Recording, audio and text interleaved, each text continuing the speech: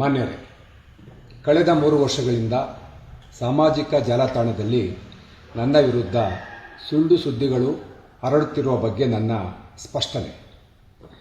ನನ್ನ ಮಗಳು ನಿಶಾಳ ತಾಯಿ ವಿಚ್ಛೇದನ ಪಡೆದು ಸುಮಾರು 25 ವರ್ಷಗಳೇ ಕಳೆದಿದೆ. ಅವಳಿಗೂ ನನಗೂ ಯಾವುದೇ ಸಂಬಂಧವಿರುವುದಿಲ್ಲ. ಆದರೆ ಇತ್ತೀಚಿನ ದಿನಗಳಲ್ಲಿ ನಿಶಾ ಅವಳ ತಾಯಿಯ ಜೊತೆಗೂಡಿ ತೊಂದರೆ ಕೊಡ್ತಾ ಇದ್ದಾಳೆ.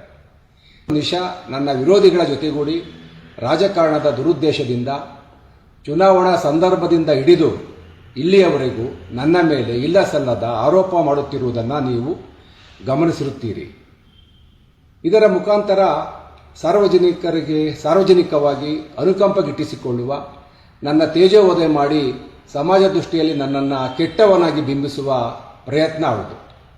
ಸಾರ್ವಜನಿಕ ಬದುಕಿನಲ್ಲಿ ಕಳೆದ 30 ವರ್ಷಗಳಿಂದ ಹಲವಾರು ರಾಜಕೀಯ ಏಳುಬೀಳುಗಳ ನಡುವೆ ಜನಸೇವೆಗೆ ನನ್ನನ್ನು ನಾನು ಅರ್ಪಿಸಿಕೊಂಡಿದ್ದೇನೆ. ಜೊತೆಗೆ ಮಕ್ಕಳ ವಿಚಾರದಲ್ಲಿ ಒಬ್ಬ ಜವಾಬ್ದಾರಿಯುತ ತಂದೆಯಾಗಿ ನನ್ನ ಕರ್ತವ್ಯವನ್ನು ನಾನು ಮಾಡಿದ್ದೇನೆ.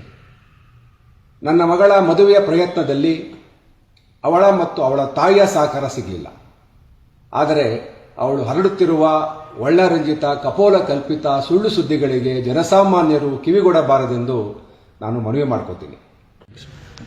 ಇನ್ನು ನನ್ನ ಕುಟುಂಬ, ನನ್ನ ಹೆಂಡತಿ ಶೀಲಾ ಒಬ್ಬ ಗೃಹಿಣಿಯಾಗಿ ನನ್ನ ಪೋಷಕರ ಯೋಗಕ್ಷೇಮವನ್ನು ನೋಡಿಕೊಂಡು ನನ್ನ ಕಷ್ಟ ಸುಖದಲ್ಲಿ ಭಾಗಿಯಾಗಿ ಸಹಧರ್ಮಿಣಿಯಾಗಿ ಒಂದು ಸಾಂಸಾರಿಕ ಜೀವನವನ್ನು ನಡೆಸುತ್ತಿದ್ದು, ಅವಳ ಮೇಲೆ ಕೂಡ ವ್ಯವಸ್ಥಿತವಾಗಿ ಅಪಪ್ರಚಾರ ನಡೆಯುತ್ತಿದ್ದು, ಸತ್ಯ ಅಸತ್ಯತೆ ತಿಳಿಯದೆ ಸಾರ್ವಜನಿಕರು ತಪ್ಪಾಗಿ ಅರ್ಥೈಸಿಕೊಳ್ಳಬಾರದೆಂದು ಮನವಿ ಮಾಡಿಕೊಳ್ತೀನಿ.